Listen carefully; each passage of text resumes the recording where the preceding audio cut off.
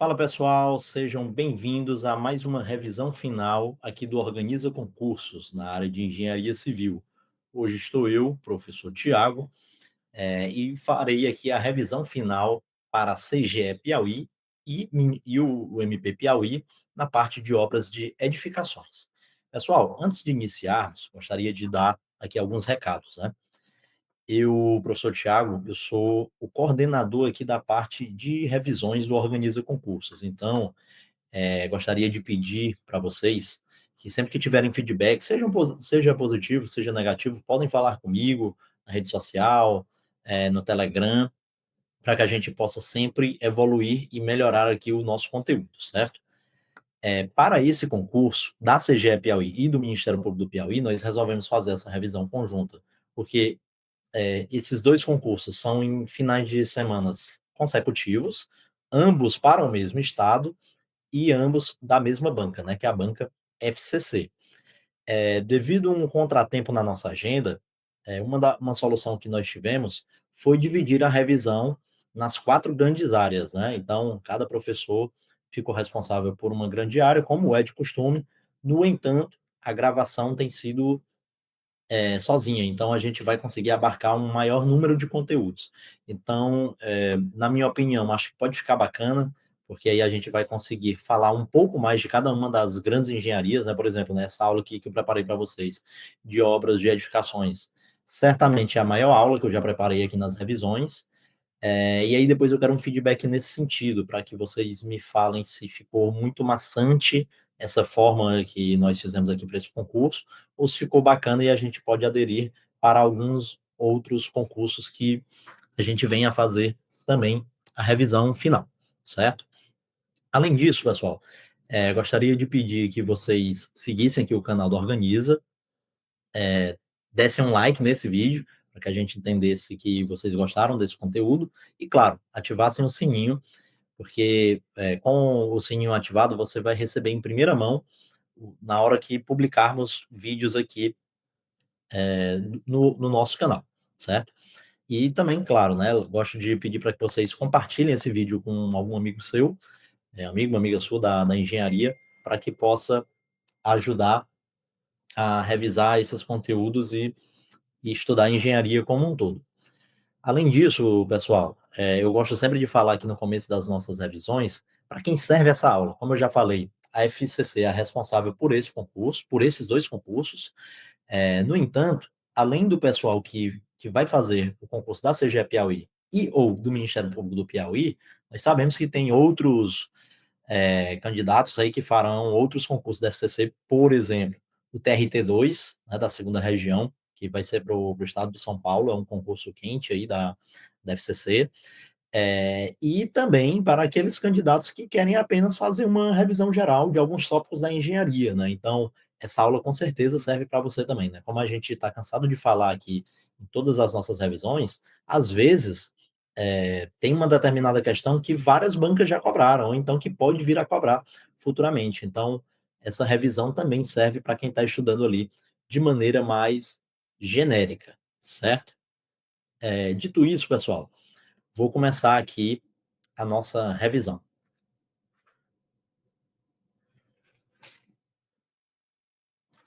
Então, pessoal, eu vou começar essa revisão falando sobre revestimentos, e aí o que eu posso falar para vocês é o seguinte: esse assunto cai bastante aqui na nossa banca FCC. A gente sabe, né, que a FCC ela cobra muitas normas, muitos parâmetros normativos, sejam parâmetros numéricos, definições. Então, antes de começar a aula, de fato, eu gostaria de falar isso, né? Quando você perceber que um assunto cai bastante, por exemplo, revestimento, quais são as normas, as NBRs, que as bancas, no caso aqui a FCC, mais cobram? Existem algumas dessas normas, né? E a partir disso, você começar a observar o que pode ser cobrado, né? Você pensar com a cabeça do examinador. E assim, o que é que os examinadores, independentemente da banca, gostam de cobrar em uma norma? Eles gostam de cobrar bastante a parte de definições, que em geral está na seção 3 de cada norma, né? Que é uma seção ali de terminologia e definições. Em outras normas está na seção 2, mas enfim, basta você abrir a norma e verificar. Lembrando, quando você vai estudar uma norma, verifique no catálogo da ABNT se essa norma está vigente, se ela foi cancelada, se ela foi atualizada. Então, muito cuidado com isso, certo, pessoal? Beleza.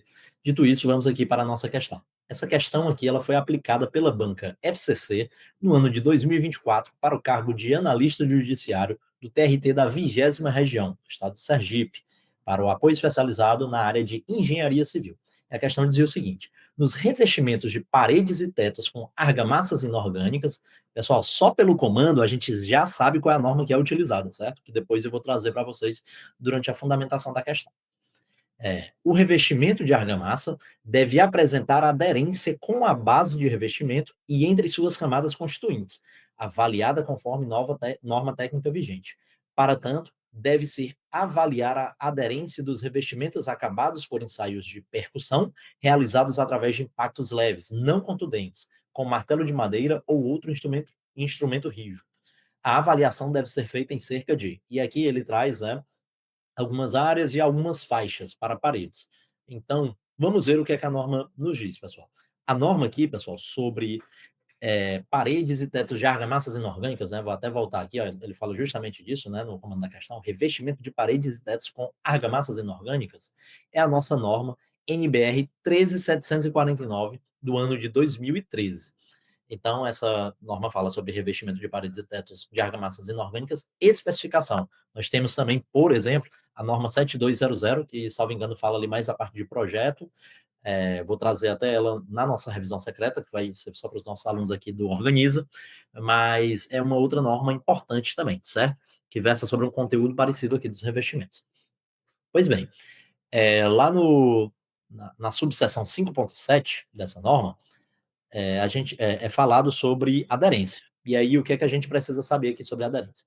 O revestimento de argamassa deve apresentar aderência com a base de revestimento e entre suas camadas constituintes. Ele traz um texto, e aí lá na frente ele fala: avaliar a aderência dos revestimentos acabados por ensaios de percussão, realizados através de impactos leves, não contundentes, com martelo de madeira ou outro instrumento rígido. Ora, era exatamente o que nossa questão pedia, né? E essa avaliação ela deve ser feita como? Ela deve ser feita em cerca de 1 metro quadrado. Você vai pegar ali uma janela de 1 metro quadrado. Janela é jeito de falar, né? Uma faixa de 1 metro quadrado, sendo a cada 50 metros quadrados para tetos e a cada 100 metros quadrados para paredes. Então, salvo engano, só perguntava de paredes, mas podia cair, por exemplo, para teto. Então, já fique de olho nesse valor. Os revestimentos que apresentarem soncavo nesta inspeção, por amostragem, devem ser integralmente percutidos para se estimar a área total com falha de aderência a ser reparada. Outra coisa que a gente deve saber também. Então, a nossa questão falava ali sobre ensaios de percussão. No entanto, sempre que a fiscalização julgar necessário, devem ser realizados ou solicitados a laboratórios especializados a execução de ensaios de resistência de aderência à tração. Então, cuidado. No 5.7.1 nós falamos de ensaios de percussão e aqui nós estamos falando de ensaios de resistência de aderência à tração. Em pontos escolhidos aleatoriamente a cada 100 metros quadrados ou menos da área suspeita, certo? E o revestimento dessa área deve ser aceito se de cada grupo de 12 ensaios realizados, e aí esses ensaios ele tem que ter uma idade igual ou superior a 28 dias, pelo menos 8 valores forem iguais ou superiores aos indicados na tabela 2, que eu vou mostrar na sequência. Então, pessoal, nossa questão não pedia sobre isso, mas é interessante porque isso aqui pode cair na nossa prova, certo? Então, em resumo, ensaios de percussão, a avaliação deve ser feita em cerca de 1 metro quadrado para cada 50 metros quadrados de teto e a cada 100 metros quadrados para paredes. E, se a fiscalização julgar necessário, também podem ser realizados ensaios de resistência à aderência à tração. E aí, nesse caso, vão ser escolhidos pontos aleatórios a cada 100 metros quadrados ou menos da área suspeita. E o revestimento deve ser aceito de cada grupo de 12 ensaios realizados, pelo menos 8 valores forem iguais aos indicados na tabela a seguir. E aí, essa é a tabela aqui, pessoal, a tabela 2. Essa tabela ela fala sobre os limites de resistência de aderência à tração, que é o que fala ali o item 5.7.2, né? E aí, o que é que nós temos que saber? É uma tabela que caía muito, pessoal, antigamente, então não duvide de que pode vir a cair novamente em provas, principalmente aqui da FCC, da VANESP, da OCP, né? Então, o que é que a gente tem que saber? Ora, essa norma fala sobre paredes e teto. Sempre que fala em parede, ele vai dizer ali, né, parede interna ou parede externa. E aí, o que é que você tem que saber aqui? a parede, se ela for interna, ela vai ser maior ou igual, essa resistência que é a aderência vai ser maior ou igual a 0,20 ou maior ou igual a 0,30. Vai depender aqui do tipo de acabamento. Se for pintura ou base para reboco, maior ou igual a 0,20. Se for parede interna, mas aí o acabamento for cerâmica ou laminado, aí é maior ou igual a 0,30 MPa, certo? No caso de parede externa, independentemente do acabamento, esse valor vai ser maior ou igual a 0,30. Então, vejam que nós temos aqui três valores de 0,30, né? Sempre que você não lembrar, então é um valor que você tem que ter em mente do 0,30. Ah, eu não sei exatamente qual é, mas o 0,30 ele aparece várias vezes, né? E no caso do teto, não fala ali do acabamento, teto, o mínimo vai ser 0,20. Então, eu fiz esse resumo aqui, né? Parede interna, 0,20 ou 0,30, a depender do acabamento, né? 0,20 para pintura ou base para reboco, 0,30 para cerâmica ou laminado. Parede externa, independentemente do acabamento, é 0,30 e teto é 0,20. E aí temos uma nota que a gente tem que ficar ligado, que é o seguinte: não são especificados critérios de resistência de aderência à tração de rebocos, certo? Lembrando que aqui a tabela ela fala sobre a aderência e a tração para emboço e camada única. E aí, no caso do reboco, não são especificados critérios, né? Pois seu desempenho pode não estar necessariamente associado a essa característica de resistência à aderência à tração. Beleza? Feito esse breve resumo, pessoal, voltamos aqui para a nossa questão.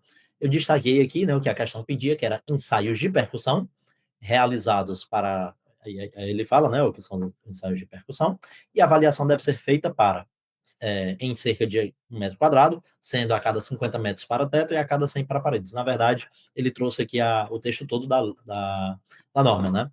Na minha cabeça que estava só para paredes, mas ele trouxe o texto todo. No entanto, pode cair uma questão menor do que isso, né, pessoal? Dizendo qual é a faixa, e aí ele vai trazer 1, 2, 3, 4, 5, 6 metros quadrados, e a gente sabe que é um. Pode pedir ali só a faixa de tetos, né? A cada quanto a gente vai fazer para teto, que é 50 metros quadrados, ou então só para paredes, que é 100. Ou mesmo uma dupla aí, certo?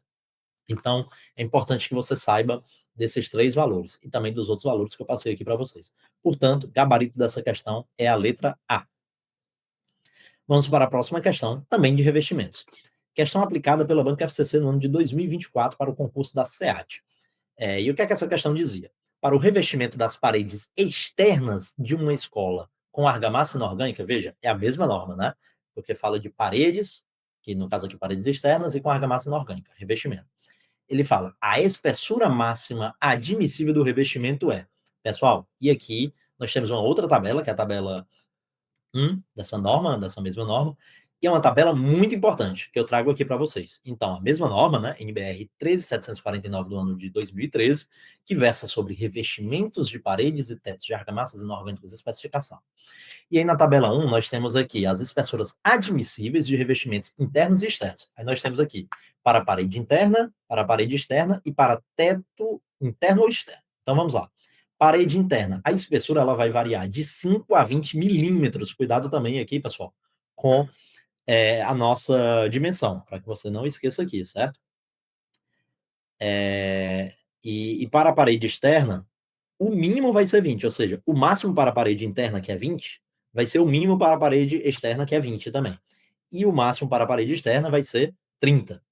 E os tetos internos e externos serão de, no máximo, 20, tal qual a parede interna. E ele não traz um valor mínimo. Veja, então, que o teto ele meio que está sempre associado à parede interna, como a gente viu também na tabela 2, certo?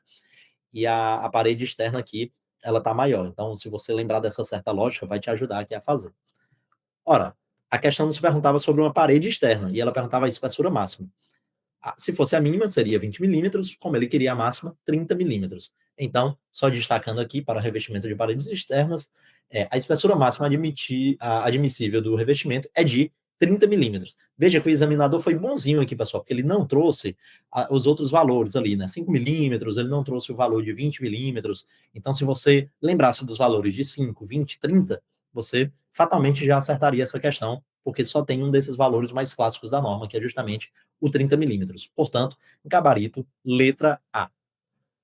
Vamos para mais uma questão e mais uma questão de revestimentos. Pessoal, é um assunto que a FCC adora. Então, vamos para cima. E vejam que eu estou trazendo sempre de um concurso diferente, né?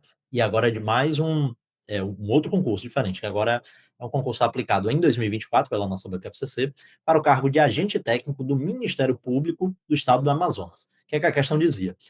No projeto, execução, inspeção e aceitação de revestimentos de paredes externas e fachadas com placas cerâmicas assentadas com argamassa colante. Veja que aqui o objeto, o revestimento, é um pouco diferente. Ele não fala ali de argamassa inorgânica. Ele fala de paredes externas e fachadas com placas cerâmicas assentadas com argamassa colante. Pessoal, isso é uma outra norma que eu vou já trazer para vocês. E aí, qual é a pergunta? Deve-se observar que o assentamento das placas cerâmicas só pode ocorrer após um período mínimo de cura do embolso de... Ora, qual é a norma que fala sobre isso, pessoal? É a NBR 13755 de 2017. Ela fala sobre revestimentos cerâmicos de fachadas e paredes externas com utilização de argamassa colante. E aí fala do projeto, execução, inspeção e aceitação. Então vejam vocês que é justamente isso que o comando da questão nos trouxe. E aí, pessoal, lá na seção 6 dessa norma, é falado sobre a execução do revestimento cerâmico. E aí, dos capítulos dessa seção é o 6.2, que fala sobre o planejamento dos trabalhos, e dentro dele nós temos o cronograma de execução, no 6.2.2. E aí, o que é que esse cronograma fala? Ele fala que o assentamento das placas cerâmicas só pode ocorrer após um período mínimo de 14 dias de cura do embolso. No caso da ocorrência de chuvas, o assentamento pode ser executado desde que o embolso esteja na condição saturado, superfície seca. Então, outra informação aqui para vocês também. Pessoal, muito cuidado. Essa questão aqui, muita gente poderia confundir com aqueles períodos de idade mínima que nós temos ali na norma 7200. Então, cuidado, porque lá ele fala sobre outra coisa. Lá é argamassa inorgânica, certo? E aqui ele fala sobre revestimentos cerâmicos de fachadas e paredes externas com utilização de argamassa colante. Então, cuidado para não confundir isso aqui, certo? Então, vendo aqui o que pedia na nossa questão, conforme vimos na norma, o assentamento das placas cerâmicas só pode ocorrer após um período mínimo da cura do embolso de 14 dias. Gabarito, portanto, letra C. Show de bola, pessoal. Agora vamos falar um pouco sobre concreto, que também é um assunto que a nossa banca gosta bastante e que todas as bancas cobram muito, né, pessoal? Essa parte de concreto. E aí eu vou falar um pouco aqui sobre controle tecnológico de concreto. E aí eu trago essa questão aplicada pela banca FCC no ano de 2024 para o cargo de analista judiciário do TRT da 20ª região. Que é que a questão dizia: para cada tipo e classe de concreto a ser colocado em uma estrutura, devem ser realizados os ensaios de controle previstos em norma técnica vigente, além de ensaios e determinações para controle das propriedades especiais.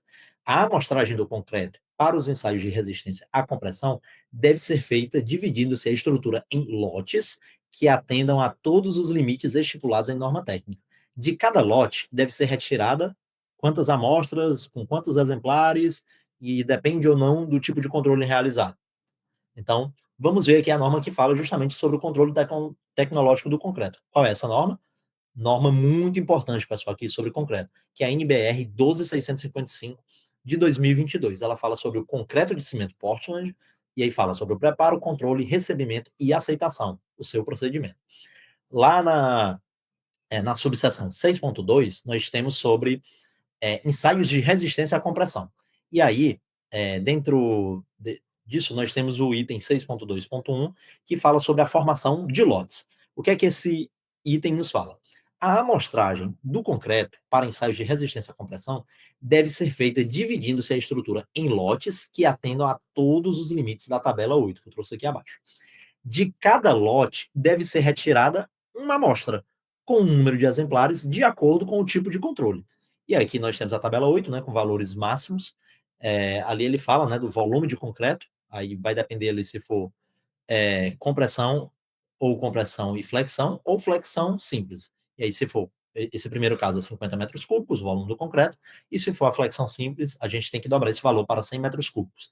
O número de andares vai ser 1 nas duas situações, e o tempo de concretagem vai ser 3 dias de concretagem. Esse valor também pode cair, fique atento, certo? E aí, cuidado aqui com as observações, né, pessoal? Por exemplo, sobre os valores máximos, o que é que a tabela nos fala? No caso de controle por amostragem total, cada betonada deve ser considerada um lote. Cuidado com essa informação. E no caso de complemento de pilar, ali para flexão simples, o concreto faz parte do volume do lote de lajes e vigas. Por fim, aqui sobre os 3 dias de concretagem, você tem que saber que este período ele deve estar compreendido no prazo total máximo de 7 dias, que inclui eventuais interrupções para o tratamento das juntas. Muita atenção com isso. Ora, pessoal, então, o que é que responde a nossa questão? De cada lote deve ser retirada uma amostra, com o número de exemplares de acordo com o tipo de controle realizado. Portanto, o gabarito da nossa questão, letra B. E olha que curioso, pessoal. Essa mesma prova trouxe uma questão do mesmo assunto que você matava nesse mesmo tópico. Então, imagina aí que você tivesse estudado ali próximo a essa prova, esse assunto. Você conseguiria matar 2 questões seguidas da sua prova. Vejamos aqui, o que é que a questão nos pedia. Na amostragem do concreto para ensaios de resistência à compressão e considerando o número de andares como critério mais exigente, o número máximo de andares da obra para a formação de lotes de concreto é igual a... Ora, pessoal, nós acabamos de ver ali na tabela 8 que esse número é 1, independentemente se é uma compressão ou complexo ou compressão e flexão, ou mesmo se for flexão simples. Então a gente vê ali na segunda linha, número de andares, que o número de andares é igual a 1. Portanto, o gabarito dessa questão é letra C. E aí, com esse pequeno slide aqui, né, esse único slide, você conseguiria matar 2 questões dessa prova. Vamos lá, pessoal. Outra questão que eu julgo importantíssima, ela traz ali, ela faz alusão a uma outra norma muito importante de concreto, certo? E ela foi cobrada também aqui na prova de analista judiciário do TRT da 20ª região. Ela perguntava o seguinte, dizia o seguinte: de modo a minimizar ocorrências indesejáveis nas estruturas usuais de concreto, como fissuração, variação de resistência mecânica e alterações de tempo de pega, as temperaturas mínima e máxima do concreto, por ocasião de seu lançamento, devem ser, respectivamente, e aí eu vou trazer aqui para vocês a NBR 14931 de 2023. Ela versa sobre execução de estruturas de concreto armado, protendido e com fibras. Pessoal, cuidado, ela não fala aqui sobre concreto usinado. E aí, inclusive, eu vou trazer isso para vocês na revisão secreta, para os nossos alunos organizados, que tem uma pequena diferença lá para o concreto dosado em central, certo? Cuidado com isso. Mas aí o que é que a gente tem que saber aqui no nosso concreto convencional, né? Concreto armado, protendido ou mesmo com fibras. Lembrando, pessoal, eu sempre trago aqui o nome das normas, né? Porque isso já foi objeto de cobrança até mesmo na banca Sebrasf, que não é uma banca decoreba, né? Na prova do TSE unificado, ela perguntava se essa norma fazia referência à execução de estrutura, a execução e projeto de estruturas de concreto armado, protendido e com fibras. Só que aqui ela fala sobre a execução. A parte de projeto, pessoal, está na nossa norma mãe, que é a norma 6118 de 2023, corrigida de 2024, certo? Mas voltando aqui para a nossa NBR 14931, lá no item 10.2.6.1, é falado sobre a temperatura do concreto. E aí, cuidado para não confundir a temperatura do concreto no momento do lançamento com a temperatura ambiente. São parâmetros distintos. Então, cuidado com isso. O que é que a gente tem que saber sobre a temperatura do concreto? Por ocasião de seu lançamento, ela deve ser no mínimo de 5 graus Celsius e no máximo 32 graus Celsius. Salvo engano, lá no concreto dosado em usina, dosado em central, melhor dizendo, para que vocês tenham uma noção, esse valor máximo é de 35 graus Celsius. Então, cuidado com isso, certo? Aqui, para o nosso concreto armado protendido e com fibras, é no mínimo 5, no máximo 32 graus. De modo a minimizar ocorrências indesejáveis, como fissuração, variação de resistência mecânica, alterações de tempo de pega, etc. Então, pessoal, essa informação aqui mataria a nossa questão. Mas aí eu trago outras informações adicionais para vocês que podem vir a cair na sua prova como forma de complementar o estudo desse conteúdo aqui. Para o caso de concretagem de elementos de grandes volumes, o chamado concreto massa, ou que possuam dimensões que dificultem a dissipação do calor de hidratação, cuidados especiais devem ser tomados quanto ao controle da temperatura do concreto, certo? E aí, sobre a concretagem em baixas temperaturas. Eu não estou falando mais da temperatura do concreto, certo? Estou falando da temperatura ambiente. Salvo disposições, em contrário, estabelecidas no projeto estrutural ou definidas pelo responsável pela execução da obra, a concretagem deve ser suspensa sempre que estiver prevista queda na temperatura ambiente para abaixo de 0 graus Celsius nas 48 horas seguintes ao momento da concretagem. Então, informação importante também para que você saiba. Qual é a temperatura que deve suspender? Abaixo de 0 graus Celsius, sendo que essa temperatura esteja prevista nas 48 horas seguintes ao momento da concretagem. Além disso, temos ali um item que fala também sobre concretagem em altas temperaturas, ventos fortes e baixa umidade. E aí o que é que você tem que saber? Imediatamente após as operações de lançamento e adensamento, devem ser tomadas providências para reduzir a perda de água do concreto. Além disso, quando a concretagem for efetuada em situações nas quais a taxa de evaporação da água de amassamento for maior ou igual a 1 kg por metro quadrado por hora, devem ser adotadas as medidas necessárias para evitar a perda de consistência e reduzir a temperatura da massa do concreto. Para os casos de concretos elaborados com cimentos com adição de pozolana, essa taxa de evaporação considerada crítica ela vai cair para 0,5 quilos por metro quadrado por hora. Cuidado com isso. Esses valores podem vir a cair na prova, né? Decoreba puro, mas fica aqui a dica. Além disso, é possível observar que a temperatura ambiente muito quente, ou seja, aquela maior ou igual a 35 graus Celsius, em especial quando a umidade relativa do ar for baixa, ou seja, no máximo 50%, e a velocidade do vento for alta, valores a partir de 30 km por hora, a taxa de evaporação da água do amassamento é quase sempre superior a 1 kg por metro quadrado por hora. Salvo disposições em contrário, estabelecidas no projeto ou definidas pelo responsável pela execução da obra, a concretagem deve ser suspensa se a temperatura ambiente for superior a 40 graus Celsius ou a velocidade do vento estiver acima de 60 km por hora. Então, a gente tem que lembrar que ela pode ser suspensa se a temperatura for cair abaixo de 0 graus Celsius após 48 horas da nossa concretagem, e se a temperatura ambiente for acima de 40 graus, ou seja, muito quente, também é suspensa, ou se a velocidade do vento estiver acima de 60 quilômetros por hora. Esses valores que eu deixei em azul são valores de alerta, não vai suspender, né? Mas aí a taxa de evaporação vai estar sempre superior a 1 kg por metro quadrado por hora. Então, cuidado com essa diferenciação, certo? E aí eu trago também essa parte aqui de concretagem em períodos chuvosos. Pessoal, tudo isso aqui que eu estou trazendo foi alvo de cobrança de uma questão da FGV, agora no ano de 2025, na prova do TCE Piauí. Então vejam como essas informações são importantes, certo? E aí o que é que a gente tem que saber em concretagem em períodos chuvosos? Muita gente já tende a pensar assim, opa, choveu, vou suspender a concretagem, né? Mas será se é dessa forma? Veremos. Recomenda-se que, durante o planejamento da concretagem, seja realizada uma consulta prévia às condições climáticas e, em caso da previsão de chuvas moderadas, fortes ou muito fortes, torrenciais, prever cuidados adicionais ou até suspender e realocar a concretagem para outra data, conforme a tabela 7. E aí, o que é que a tabela 7 nos fala? Se a chuva for classificada como fraca, ou seja, a intensidade dela é abaixo de 2 milímetros por hora, quais são as recomendações? Não são necessárias medidas adicionais de proteção, exceto em concretagens de pisos especiais em locais descobertos. Cuidado com essa informação aqui. Se a chuva for moderada, ou seja, entre 2,5 e 10 milímetros por hora, aí nós devemos, a recomendação, né, é que seja concretadas as estruturas localizadas em áreas cobertas e, no caso de concretagem em locais descobertos, prever cuidados adicionais de proteção, como instalações provisórias para a cobertura da área a ser concretada. Então, também ainda não está falando em suspender, né? Se a chuva for classificada como forte, ou seja, entre 10 milímetros e 50 milímetros por hora, ou se ela for muito forte, torrencial, que é a partir de 50 milímetros por hora, aí nós devemos suspender a concretagem. Então, pessoal, quando é que vamos suspender a concretagem, a recomendação? A partir de 10 milímetros por hora, que já seria considerado uma chuva forte. Voltando aqui para a nossa questão, ele perguntava apenas sobre a temperatura mínima e máxima do concreto, em estruturas usuais de concreto, por ocasião do seu lançamento.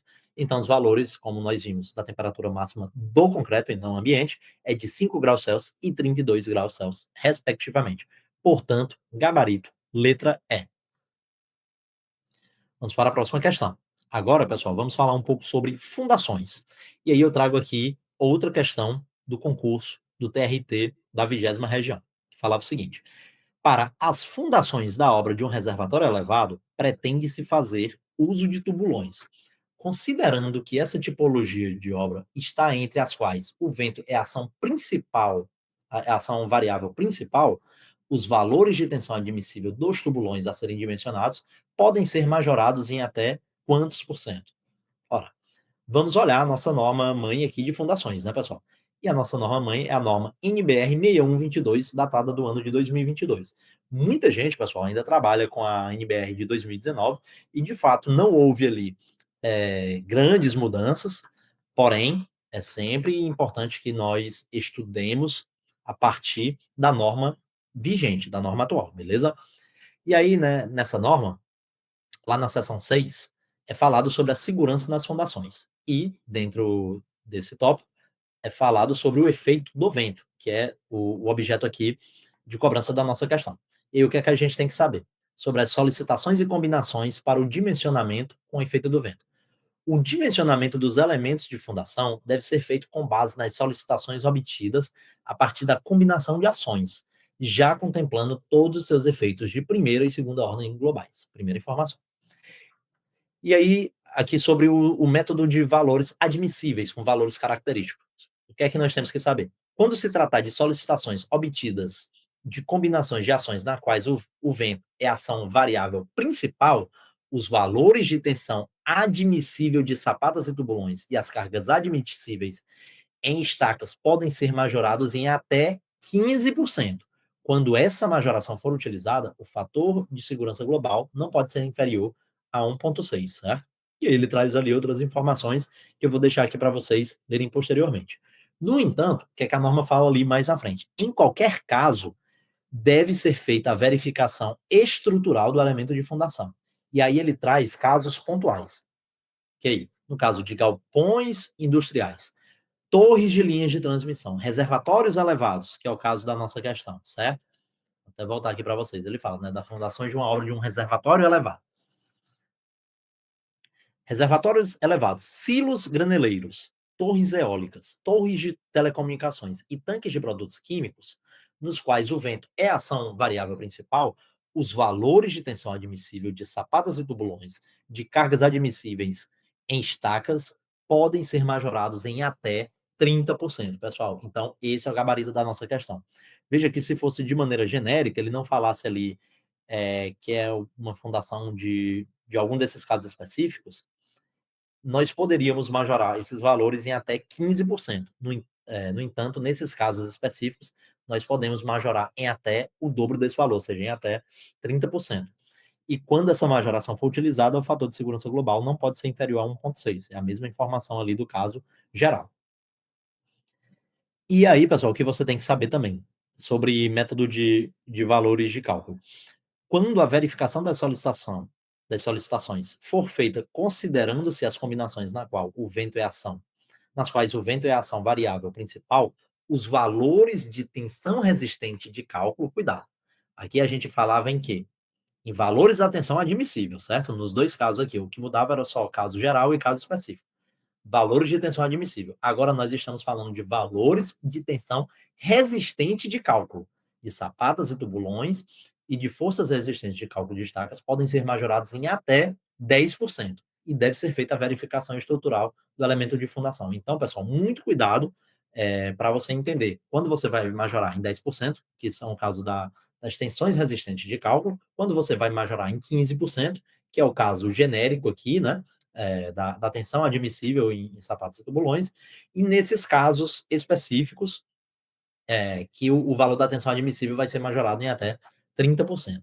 Cuidado para não confundir esses três casos. Então, voltando aqui para o comando da nossa questão, ele queria saber sobre a fundação de uma obra de um reservatório elevado, ou seja, um caso específico, pretendendo-se fazer o uso de tubulões. Lá falava em estacas ou tubulões, né?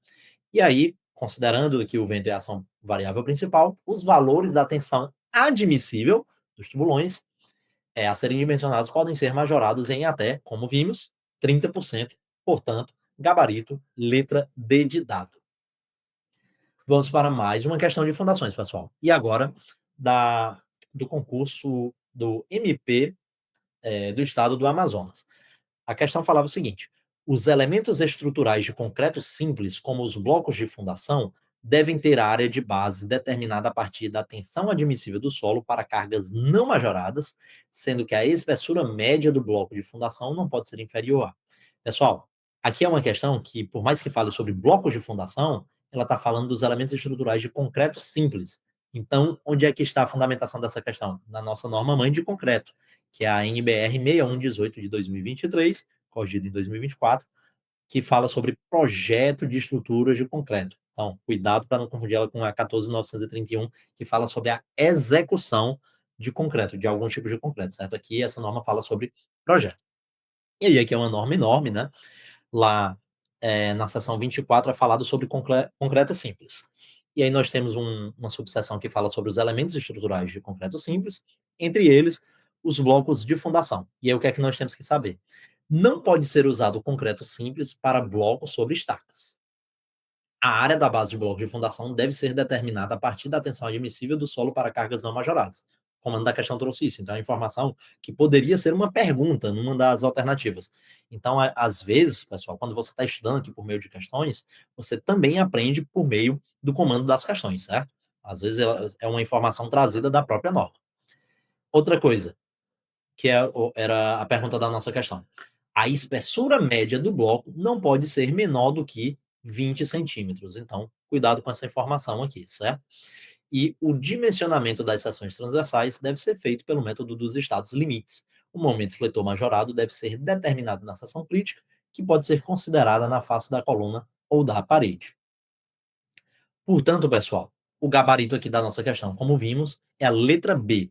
A espessura média do bloco de fundação não pode ser inferior a 20 centímetros. Então, pessoal, vamos para a próxima questão. Vamos falar agora sobre pisos. E aí, para falar sobre pisos, eu trouxe aqui a questão aplicada pela nossa banca FCC no ano de 2024 para a CA de Piauí. E o que a questão falava? A execução de pisos externos com revestimento cerâmico aplicado sobre laje de concreto deve ser executada com caimento mínimo de. Pessoal, qual é a norma que trata sobre isso? É a NBR 13753 de 2023. Fala sobre revestimento de piso interno, só corrigindo, pessoal, salvo engano, essa norma é de 2013. Mas aí no arquivo consolidado, que vai estar no Telegram, né? O material tá no nosso grupo do Telegram. E o link para que você possa acessar esse grupo que é público tá aqui na descrição do vídeo, certo? Vamos lá. Essa norma ela fala sobre revestimento de piso e não parede, certo? Revestimento de piso interno ou externo com placas cerâmicas e com utilização de argamassa colante. Então é parecido ali com aquela nossa NBR 13759, certo? E aí, lá na seção 4, que fala sobre requisitos relativos ao uso dos materiais, nós temos o subtópico 4.4, que fala sobre o caimento. E aqui nós temos vários percentuais, pessoal. Então, muito cuidado com isso, certo? Vou até sair aqui um pouco da tela para que vocês visualizem de uma forma melhor aqui, certo? Vamos lá. O que é que nós temos aqui sobre caimento? O piso de ambientes não molháveis como quartos e salas, deve ser executado em nível ou com caimento máximo de 0,5. Então, pessoal, é aquilo. O que é que você tem que lembrar? O caimento, em geral, é em ambientes molháveis. Quando nós temos ambientes não molháveis, quartos e salas, por exemplo, vai ser executado em nível ou com caimento máximo de 0,5%. No caso do piso interno de ambientes molháveis, e aí a gente cita, né, banheiros, cozinhas, lavanderias e corredores de uso comum, deve ser executado com caimento de 0,5 em direção ao ralo ou à porta de saída. E recomenda-se que não seja ultrapassado o valor de 1,5, certo? Então, atentem-se a esses valores também. Nos boxes dos banheiros, o caimento deve ser compreendido entre 1,5 e 2,5 em relação ao ralo. Então, veja que esse valor é maior, né? Porque aí ali a gente naturalmente toma banho, então tem mais a questão da caída da água, então a gente precisa de um caimento maior. E o caso da nossa questão, que é tratado aqui no 4.4.4, fala o seguinte: o piso térreo externo aplicado sobre base de concreto simples ou armado deve ser executado com caimento mínimo de 1%. Então, pessoal, muito cuidado com essas expressões, o que é mínimo, o que é máximo, qual é o tipo de ambiente, para que você não se embanane lá na hora de resolver a sua prova, certo? E aí era o que pedia aqui a nossa questão. Nota: o piso externo aplicado sobre laje deve ser executado com caimento mínimo de 1,5%. Então, cuidado aqui com essas informações, certo? Voltando aqui para a tela junto com vocês. E voltando para a nossa questão, vamos relembrar o que é que pedia. Pedia ali a execução de pisos externos com revestimento cerâmico aplicado sobre lastro de concreto, pessoal. Piso externo aplicado sobre lastro de concreto. Deve ser executado com caimento mínimo de 1%. Portanto, gabarito, letra A. Agora, pessoal, vou falar aqui sobre manutenção predial.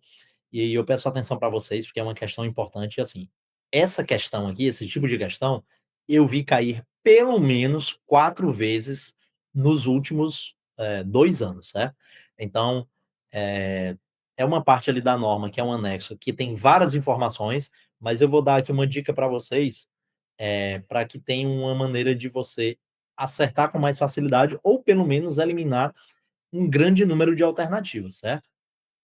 Então, vamos lá. Primeiramente, o que é que fala aqui a questão? Considerando a tabela a seguir, para a elaboração do programa de manutenção preventiva de uma edificação, e aí traz ali, né, sistemas estrutural, impermeabilização e sistema de cobertura.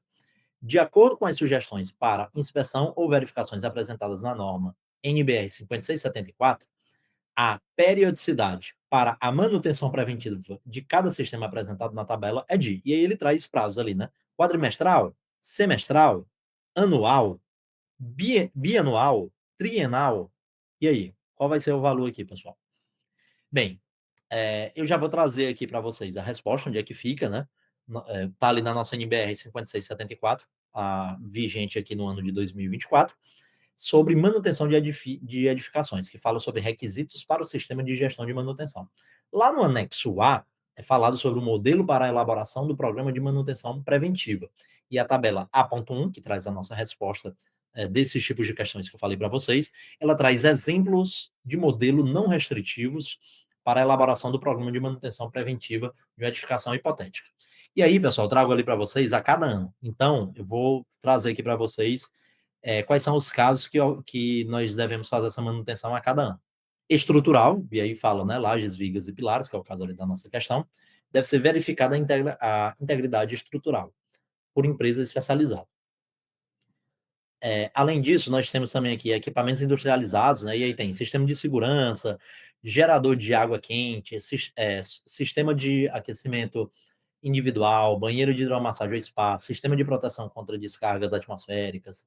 Aí nós temos também a parte de desratização e desinsetização, né, que é residencial, com aplicação de produtos químicos.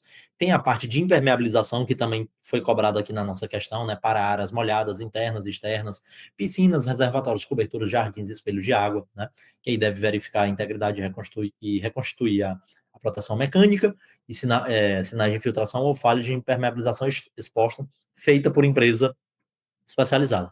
Temos a parte também de reajuntamento e vedações, e aí temos toda essa parte aqui, nenhuma foi objeto de cobrança da nossa prova, mas fica aí para que vocês possam estudar também para cada ano.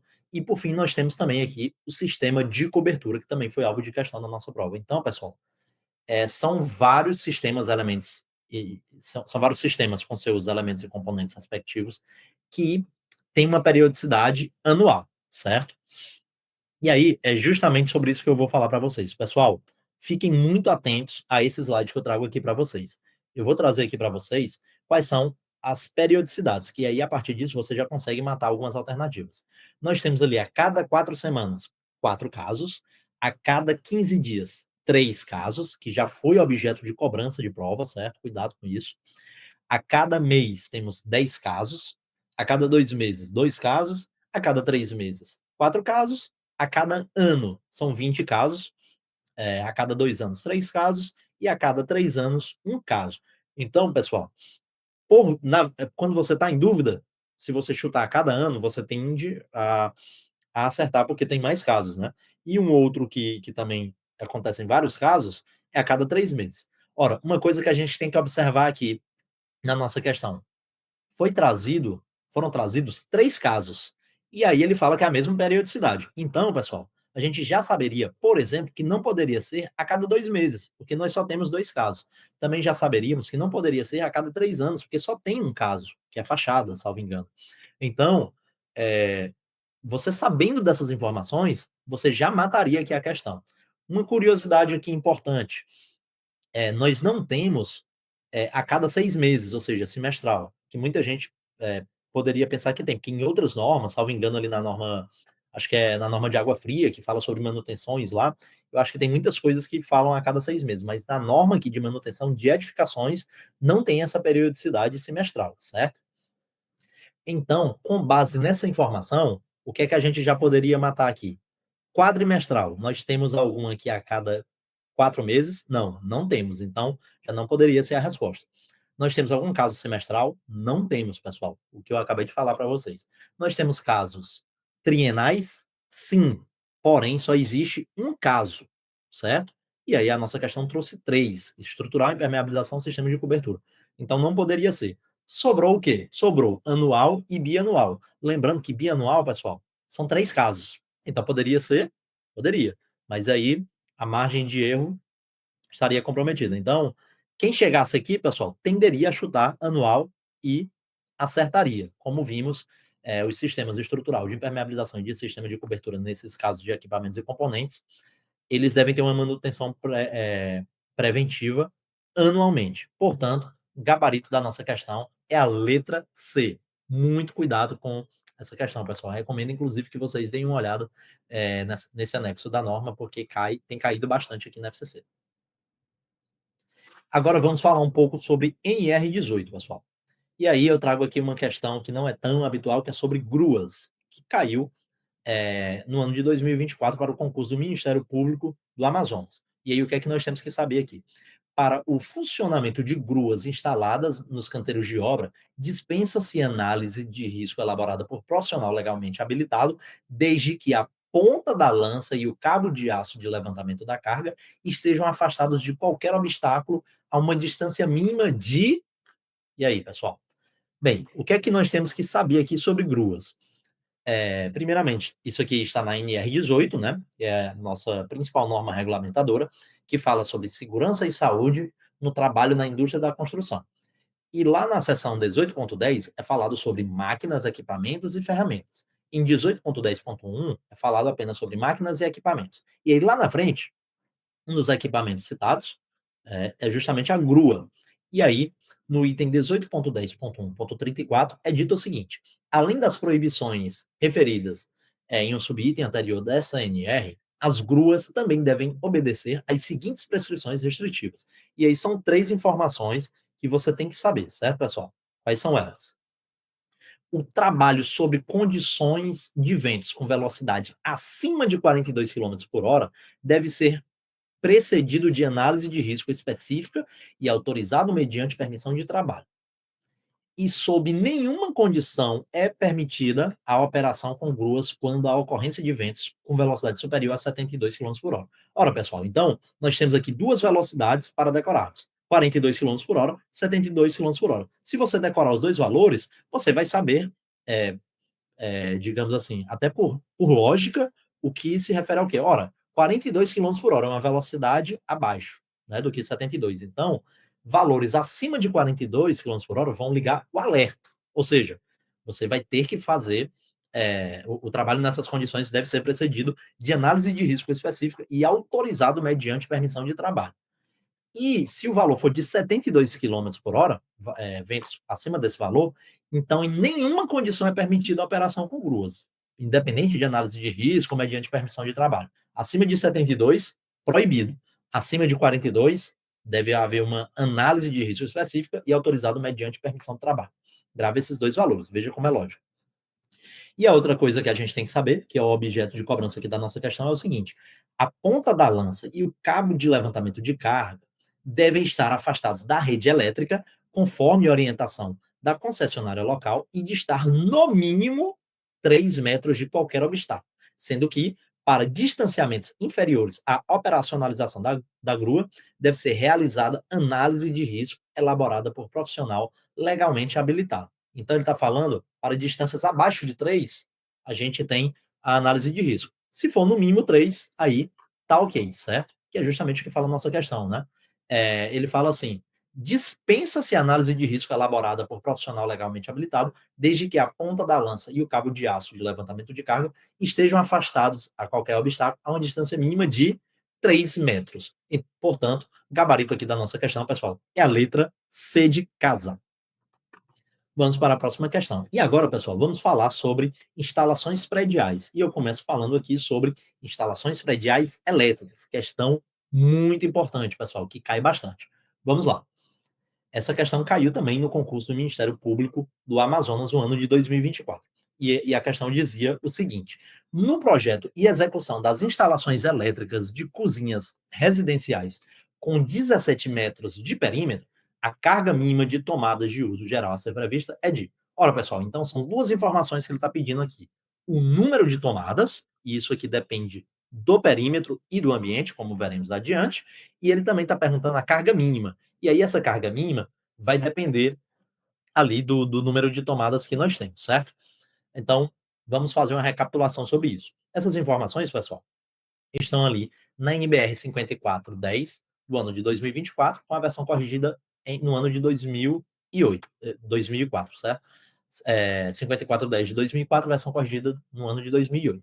Então, ela trata sobre instalações elétricas de baixa tensão. E aqui, pessoal, nós temos aqui um esquema do nosso Organiza Book, nosso material, que fala sobre o número mínimo de tomadas. E aí, o que é que nós devemos saber? Você tem que ter cuidado principalmente com cozinhas e salas e dormitórios. São os principais parâmetros, certo? Mas também temos que saber os outros. Quais são os outros? Banheiro, vou começar falando desses outros, certo? Banheiro, você tem que ter, no mínimo, um ponto próximo ao lavatório. Beleza, só você lembrar, né, pessoal? Um banheiro que você entra, geralmente tem uma tomada, às vezes tem uma tomada dupla, né? Mas geralmente tem uma tomada e essa tomada está próxima ao lavatório. Então, é o básico aqui de banheiros. Varandas, vou pular aqui cozinhas e salas, como falei para vocês, depois a gente vai ver. Varandas, pelo menos um ponto de tomada. E aí esse ponto ele pode ficar fora da varanda, inclusive, se não for viável ficar nela, ou se a área for menor do que 2 metros quadrados. Porque imagina aí, uma varanda bem pequenininha, menor do que 2 metros quadrados. Aí vai ficar difícil colocar a tomada lá. Nesse caso, você pode colocar a tomada fora da varanda, né, próxima a ela.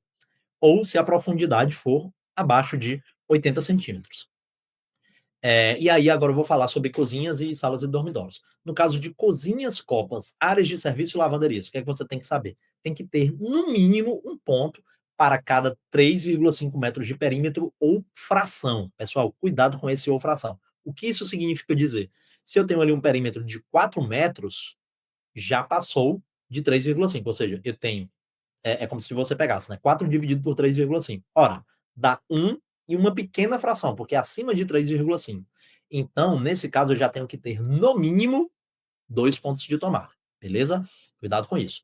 E outra coisa que, independente ali do perímetro da cozinha, que você tem que saber, acima da bancada da pia, devem ser previstas pelo menos 2 tomadas de corrente. Ponto. Grave essa informação também, porque pode ser objeto aqui de cobrança da nossa FCC. E no caso de salas e dormitórios, nós teremos, no mínimo, um ponto para 5 metros de perímetro ou fração. Então, cuidado. Cozinha, 3,5 metros de perímetro ou fração. Salas e dormitórios, 5 metros de perímetro ou fração, certo? Então, um exemplo que eu gosto de dar, acabei de dar esse exemplo aqui de 4 metros. Em 4 metros, em uma cozinha, você tem que ter pelo menos 2 tomadas, porque você já passou de 3,5 metros. Mas para uma sala e dormitório, basta você ter uma tomada, porque você ainda não chegou em 5. Você está em uma fração ainda, né? E os demais cômodos, pessoal, que não estão dentro, dentre esses elencados. Aí vai depender da área. Então, vamos lá. Se a área for de até 2,25 metros quadrados, você vai ter no mínimo um ponto, e esse ponto pode ser externo e próximo à porta de acesso, com altura ali abaixo de 80 centímetros. Lembra ali, inclusive, a varanda, né? Se essa área for de 2,25 metros até 6 metros quadrados, continuaremos com um ponto, certo? Mas aí não fala mais sobre essa questão de ser externo. E se a área for acima de 6 metros quadrados, aí eu vou utilizar a regra da sala e dormitório, ou seja, um ponto para cada 5 metros de perímetro ou fração, pessoal. Então, basta você pensar, se for um ambiente grande, de área grande, a partir de 6, é a mesma regra da sala e dormitório. Beleza? E o que é que nós temos que saber sobre a potência das tomadas, né? Aqui as cargas.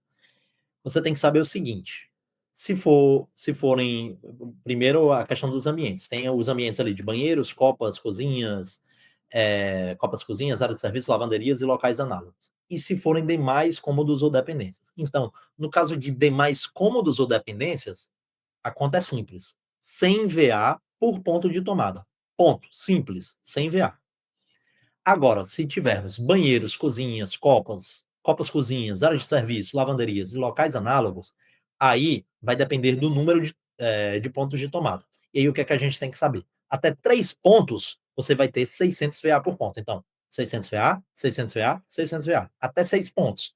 Aí você vai continuar tendo 600 VA para os 3 primeiros e vai ter 100 VA para os excedentes. Ou seja, se tiver uma quarta tomada, 100 VA. Se tiver uma quinta tomada, 100 VA. Se tiver uma sexta tomada, 100 VA.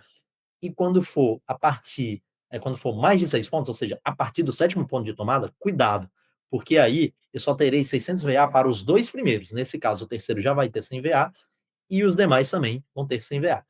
Ficou confuso? Tudo bem, eu vou trazer aqui para vocês esse esquema que eu acho que vai melhorar na cabeça de vocês. Então, até 6 tomadas, como é que vai ser o esquema? 600, 600, 600. 100, 100, 100. Então, essa é a regra aqui, certo? Até 3 é sempre 600. Até 6, os que são acima de 3 tomadas vão ter 100 VA. Independente se for 4, vai ter só um 100. Se forem 5, vão ter 2 100. E se forem 6, vão ter 3 100. E a partir da sétima tomada, aí eu vou diminuir um de 600. Veja aqui a mudança. Ó. Eu vou ter apenas os 2 primeiros com 600 VA. E aí o restante vai ser 100 VA. Então, esse esquema aqui é que vai lhe ajudar a lembrar sobre isso, certo? E agora vamos analisar a nossa questão. A nossa questão dizia que o ambiente era uma cozinha e falava que o perímetro era 17 metros. Então vamos fazer a conta. Cozinha, a gente sabe que temos que ter uma tomada a cada 3,5 metros ou fração de perímetro. Ora, o perímetro é 17 metros. Vamos dividir isso aqui? Você poderia, né, pessoal, simplesmente pegar 17 dividido por 3,5. Você ia ver que ia dar 4, alguma coisa, certo? Então você já entenderia que são 5 tomadas. Mas para trazer de maneira mais didática e mais fácil, eu fiz a soma parcial, certo? Então, 3,5 mais 3,5, que totaliza 7, mais 3,5, que totaliza 10,5, mais 3,5, que totaliza 14. E aí tá faltando quanto para 17? Mais 3 metros, ou seja, uma fração de 3,5.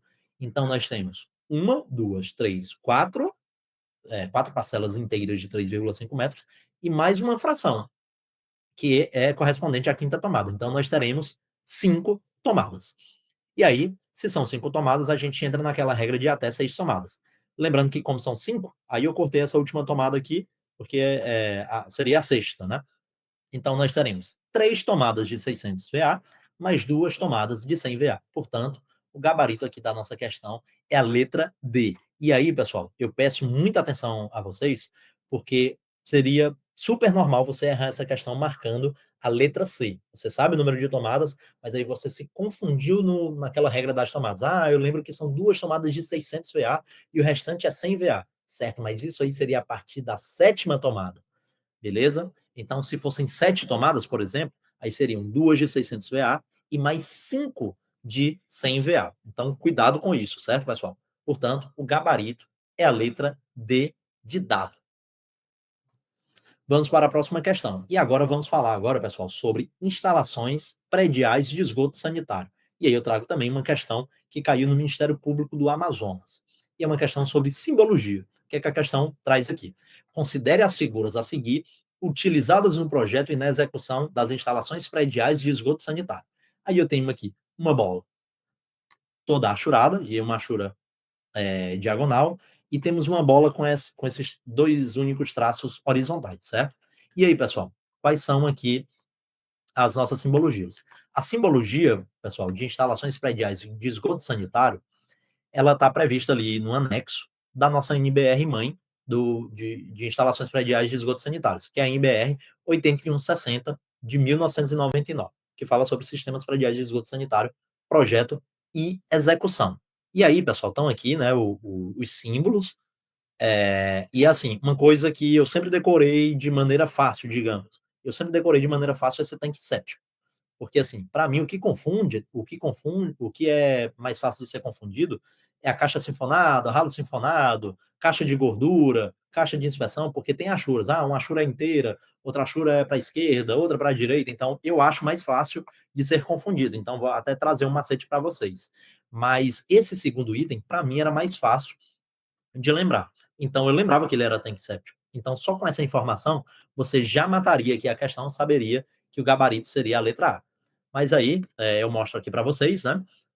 Toda a achura, eu marquei aqui para vocês, toda a achurada em diagonal é a caixa de inspeção, e essa com dois traços, digamos ali, equidistantes, que são horizontais, e não está achurada, né? São apenas dois traços verticais equidistantes, é o tanque séptico. Porém, eu vou trazer aqui para vocês uma observação que pode ajudá-los a relembrar. Você tem que ter cuidado. Ora, como é que é o ralo sinfonado? O ralo sinfonado, pessoal, ele é achurado verticalmente na direita. Então, vou até trazer para vocês. Ele é esse primeiro símbolo aqui, certo? Então, ele tem uma achura na direita. E aí, se você já decorar que é a achura na direita, você já vai saber que é sinfonado. Porém, pode ser ralo ou caixa. Só que no caso da caixa, que eu trago na sequência, ele é preenchido e não achurado, mas também na direita. Ou seja, se tem algum tipo de preenchimento na direita, é sinfonado, mas é ralo ou é caixa? Se for achurado, e essa achura é vertical, é o ralo, e se for preenchido, né, aquele preenchimento sólido, é a caixa sinfonada, beleza? E aí agora vamos falar sobre a caixa de gordura e a caixa de inspeção. A caixa de inspeção, nós acabamos de ver que é uma achura completa, e a caixa de gordura, pessoal, é achurado na esquerda. Vejam vocês aqui, né? Um, dois, três, quatro, cinco, seis, sete. O sétimo e o oitavo, né? O sétimo é uma caixa retentora de gordura simples, que é um pouco menorzinha, né? E a outra é uma caixa de gordura dupla, certo? Que é uma figura um pouco maior. Mas a ideia das duas é a mesma. Achura na esquerda. Porém, outra coisa que pode te ajudar a lembrar, essa achura ela é diagonal, tal qual a da caixa de inspeção, só que da caixa de inspeção é completa. É uma achura diagonal completa, certo? No caso da caixa sinfonada, desculpa, do ralo sinfonado, a achura ela é vertical e é para a direita. Então, são coisas aqui para que vocês possam relembrar. Então, atenção nesse slide, print, vou fazer um sorriso aqui legal, para que eu saia do print e você acerte essa questão depois. Beleza? Portanto, pessoal, o gabarito aqui da nossa questão é a letra A. Primeira figura, achura completa e diagonal, caixa de inspeção. Segunda figura, dois traços sem estar achurado, equidistante e traços verticais, é o tanque séptico. Portanto, gabarito, letra A. Vamos agora, pessoal, trazer uma questão sobre impermeabilização. É um batidão de questão aqui, estou tentando trazer o maior número de conteúdos possíveis da parte aqui de obras de edificações, certo? E aí eu trouxe uma questão do cargo de analista governamental na área de infraestrutura para engenharia civil da CEPLAN, que foi aplicada pela FCC no ano de 2024. E a questão falava o seguinte: na impermeabilização do substrato de alvenaria de uma edificação, a argamassa com aditivo impermeabilizante deve ser. Ora, pessoal, essa informação está ali na nossa NBR 9575 de 2010, que fala sobre impermeabilização, seleção e projeto. É uma das normas importantes aqui sobre impermeabilização. Qual é a outra norma? 9574 do ano de 2018. Desculpa, do ano de 2008, certo? E aí, pessoal, é muito importante você saber ali sobre os termos e definições que, como eu falei no início da nossa revisão, geralmente se encontram na seção 3 das normas, certo? E aí, essa argamassa com aditivo impermeabilizante, ela é definida ali no item 3.8 como o seguinte: é um tipo de impermeabilização de argamassa dosada em obra, aplicada em substrato de alvenaria, constituída de areia, cimento e aditivo, desculpa, areia, cimento, aditivo impermeabilizante e água. Ora, pessoal, é só você lembrar que é uma argamassa. E a argamassa é justamente constituída de areia, que é o agregado graúdo, cimento, que é o aglomerante, e, e a água, certo? Além do aditivo. Só uma correção, eu falei errado, né? Areia é agregado miúdo, né? Se a gente tivesse a brita, que é o agregado graúdo, aí sim eu teria o meu concreto, certo? Então, é fácil de você observar, é só você pensar. O que é argamassa? Areia, cimento e água. E com aditivo impermeabilizante, aditivo impermeabilizante. Portanto, pessoal, a resposta aqui da nossa questão é justamente a letra A, que você já mataria se soubesse aqui a constituição dela. Mas aí você teria que saber o seguinte também, que essa argamassa ela deve ser dosada em obra. Cuidado com essa informação aqui, certo? Portanto, gabarito, letra A. Antes de passar aqui para a próxima questão, né, pessoal, vou dar aqui uma recomendação para vocês também. Sobre impermeabilização, é importante que vocês vejam aqui nessa norma, eu acho que está nas definições dessa norma, se não for dessa norma, vai estar ali na 9574, mas eu acredito que seja nessa, a questão ali dos tipos de camada, né? Camada de imprimação, camada de separação, camada de proteção mecânica, são conceitos que eu já vi caírem em provas da FCC também. Então, fiquem atentos a esses conceitos, certo? Sobre a nossa impermeabilização. Vou trazer também uma questão de esquadrias aqui para vocês, certo, pessoal? Vamos lá. Essa questão foi aplicada no ano de 2024 na CA de Piauí. E aí, o que é que essa questão falava? Sobre o uso de esquadrias para edificações de uso residencial e comercial, considere a figura a seguir, que representa o esquema geral de um vão e seus componentes. Ora, pessoal, o vão nada mais nada menos do que uma abertura, certo? E aí eu vou trazer aqui as definições para vocês. A figura trouxe ali justamente uma figura da norma principal de esquadrias, né? E ela queria que você dissesse o que era A, o que era B, o que era C e o que era D. Vamos lá. Qual é a norma aqui que trata sobre esquadrias? É a norma 10.821. Ela é dividida em algumas partes e ela é datada do ano de 2017. A parte 1, ela fala sobre esquadrias para edificações e, no caso da parte 1, é esquadrias externas e internas, terminologia. Então, é uma norma bem curta que fala sobre terminologia. E ela traz também alguns tipos de esquadrias que eu trouxe aqui para vocês, certo? No caso dessa norma, ela traz ali os termos e definições na segunda seção, na seção 2, e lá no item 2.14 fala sobre vãos e seus elementos. O que é um vão, pessoal? Nada mais é do que uma abertura existente na parede, que pode receber uma esquadria. E aí no 2.14.2, a gente fala sobre contorno do vão, que é o detalhe A. O que é o contorno do vão? Ele é o conjunto das diferentes partes do vão que estão em contato com os elementos da esquadria, certo? O que é a travessa superior do vão? É a face horizontal superior do vão, como o próprio nome sugere, na superior. Então, travessa. Lembra de travessão. Travessão em um gol, pessoal, é justamente a parte horizontal do gol, certo? E o que é a ombreira do vão? É qualquer uma das faces laterais do vão, certo? Que é o detalhe C. No caso da travessa superior, é o detalhe B. E o peitoril do vão é a face horizontal inferior do vão, que está ali no detalhe D. Então, trago aqui para vocês a figura que o examinador buscou, né, na nossa norma, para que pudesse elaborar essa questão. Então, pessoal, o A, que tá aqui, né, ele é justamente o contorno do vão, é o que está em contato ali com o mar, certo? O B, a travessa superior do vão. Ora, lembra de travessão, né? É justamente essa parte horizontal superior. A ombreira do vão, essa parte lateral, né? E o peitoril do vão é aqui a parte horizontal inferior do nosso vão, perfeito? Que é o peitoril.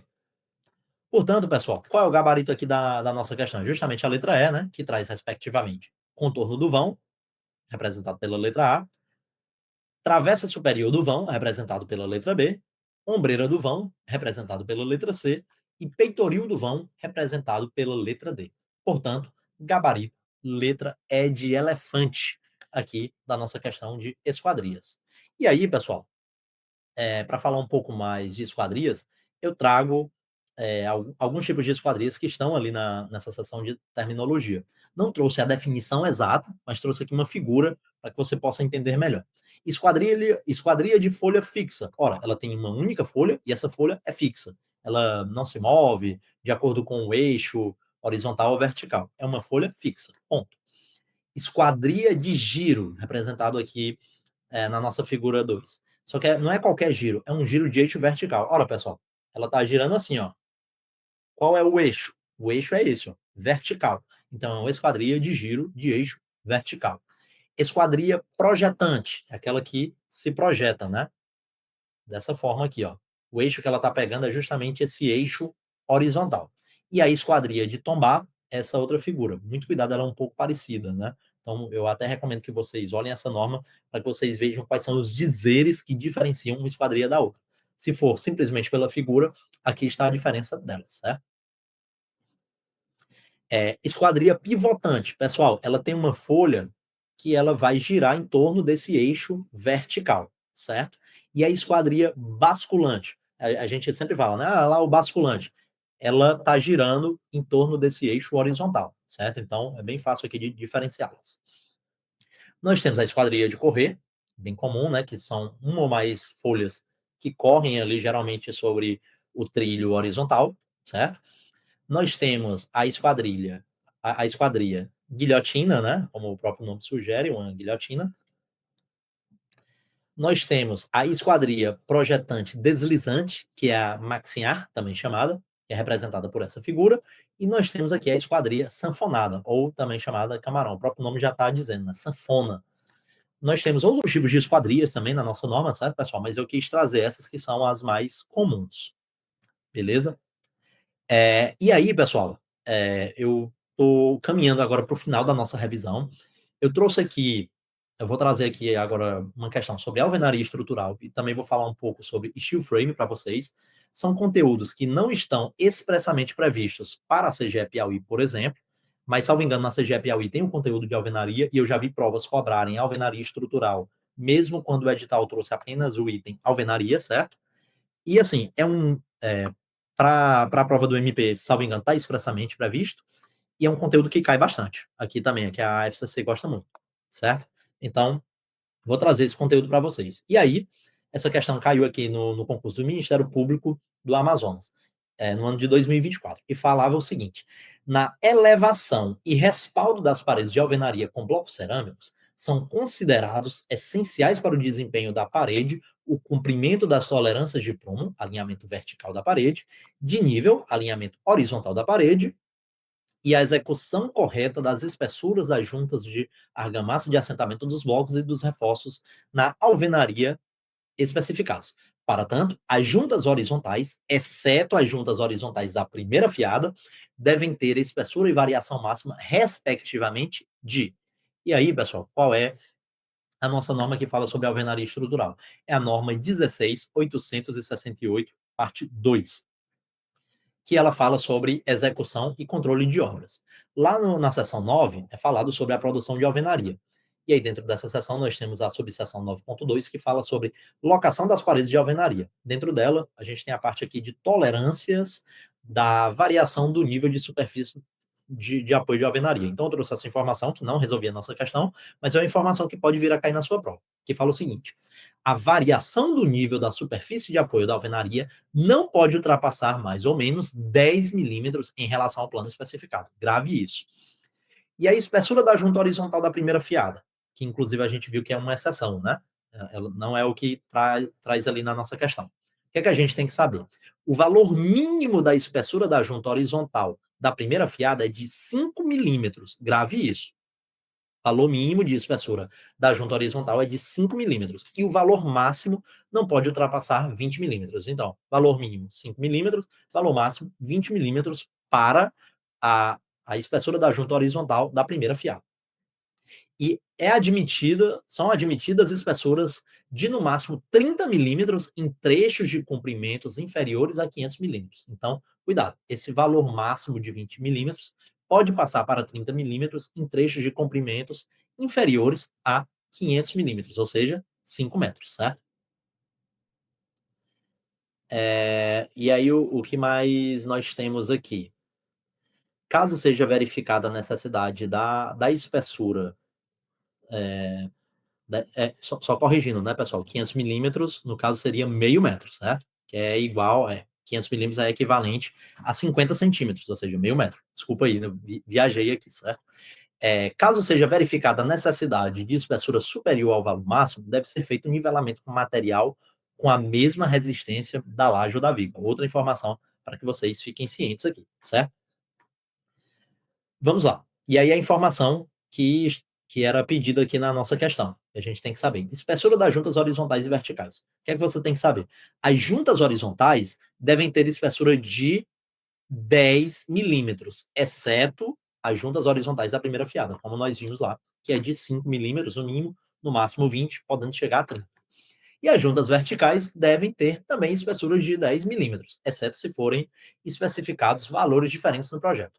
Outra coisa que a questão nos pediu também, a variação máxima da espessura das juntas da argamassa deve ser de mais ou menos 3 milímetros. Então, isso mata aqui a nossa questão, né, pessoal? Só recapitulando. Perguntava sobre as juntas horizontais e não as verticais, né? E exceto as juntas horizontais da primeira fiada. Devem ter espessura de 10 milímetros e a variação máxima deve ser de mais ou menos 3 milímetros. Portanto, o gabarito aqui da nossa questão é a letra E. E agora, pessoal, antes de terminarmos a nossa revisão de obras de edificações, eu quis trazer um pouco desse conteúdo aqui de Light Steel Frame, certo? Não trouxe uma questão específica, mas trouxe uma parte do nosso material de sistemas construtivos, que foi elaborado pela professora Camila, que é um material sensacional, pessoal, um material muito bom. E aí, o que é que a gente fala aqui sobre Light Steel Frame? Então, pessoal, a primeira coisa que eu vou falar para vocês steel é aço em inglês, certo? E frame, geralmente é painel, estrutura, quadra. Então dá uma ideia justamente de estrutura de aço. É isso que vocês devem lembrar.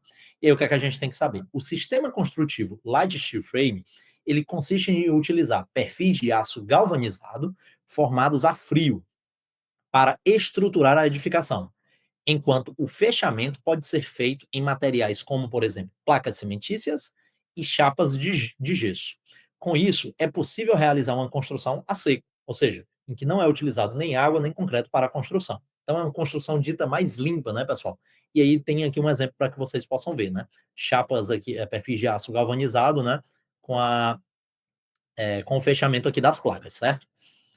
E aí, eu trago aqui esse quadro de vantagens e desvantagens do sistema de steel frame. Vantagens: redução do tempo de prova, é uma execução bem mais rápida, né? Você vai ter ali um alívio de cargas na fundação, você vai ter um bom desempenho térmico e acústico, você vai ter redução do desperdício de materiais, você vai ter uma obra mais clean, né? Uma obra mais limpa, como eu falei para vocês, e você vai ter uma facilidade na alteração, né? A depender ali de como você vai mexer a sua estrutura de aço, ou mesmo como você vai mexer ali nos painéis, vai ter uma facilidade em alterar o projeto. E quais são as desvantagens? Obviamente, pessoal, para você fazer um tipo de obra desse, você tem que ter uma mão de obra mais qualificada. E aí é uma desvantagem, né? Porque não é fácil você ter, você conseguir uma mão de obra qualificada, especializada nesse tipo de sistema construtivo. Além disso, tem uma necessidade de reforço para revestimentos mais pesados do que o convencional, certo? Então tem que ter esse reforço. Outra coisa, uma tabela feita aqui pela professora Camila, né? Uma tabela que é um comparativo entre o steel frame e a alvenaria convencional. O steel frame, ele tem uma especialização e alta qualidade da mão de obra durante o processo. Já a alvenaria convencional é uma baixa qualidade da mão de obra e um método mais artesanal, como sabemos, né? O steel frame, ele possui uma obra mais limpa e com menos entulho. Já a alvenaria convencional é uma obra com mais desperdício, portanto, vai ter mais sujeira ali e a questão do entulho. No steel frame, nós teremos uma maior racionalização dos materiais. Já na alvenaria convencional, vamos ter um maior desperdício dos materiais. O steel frame, menor tempo de construção, em contrapartida, a alvenaria convencional vai ter um prazo de execução mais dilatado. O steel frame vai ter um maior isolamento termoacústico por conta dos tratamentos utilizados, e a alvenaria convencional, o sistema em si apresenta baixo isolamento térmico. O steel frame tem uma utilização de pouquíssima água no processo de execução, e já na alvenaria convencional, a água é utilizada em grande escala no processo de execução, até para produzir concreto também, por exemplo. No steel frame, tem uma facilidade de ampliação, né, inclusive com reaproveitamento dos materiais, né, reaproveitar as placas ali, por exemplo. Já na alvenaria convencional, as reformas, no geral, são demoradas e geram mais uma grande quantidade ali de entulhos de materiais que não podem ser reutilizados, porque aí você tem que demolir, né, quebrar, remover, enfim.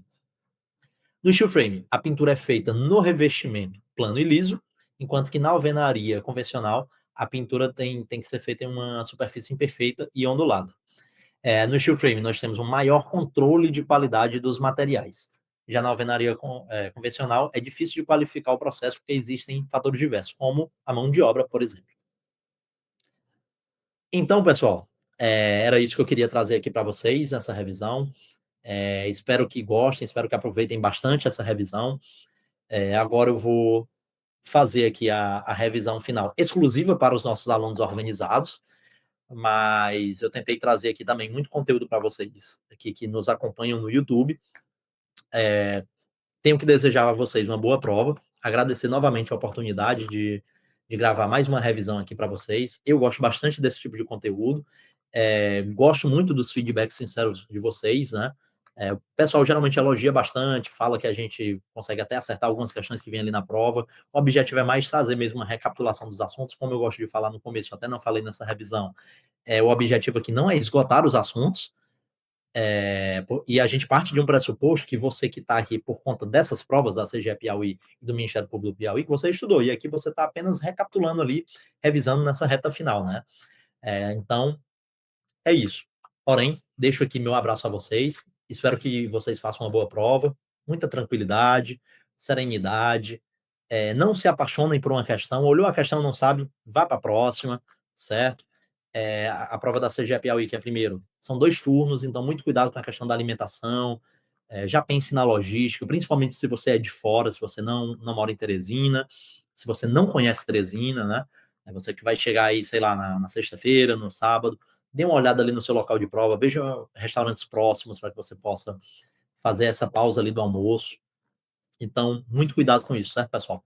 Boa prova a todos vocês, e como a gente gosta de dizer, organiza neles.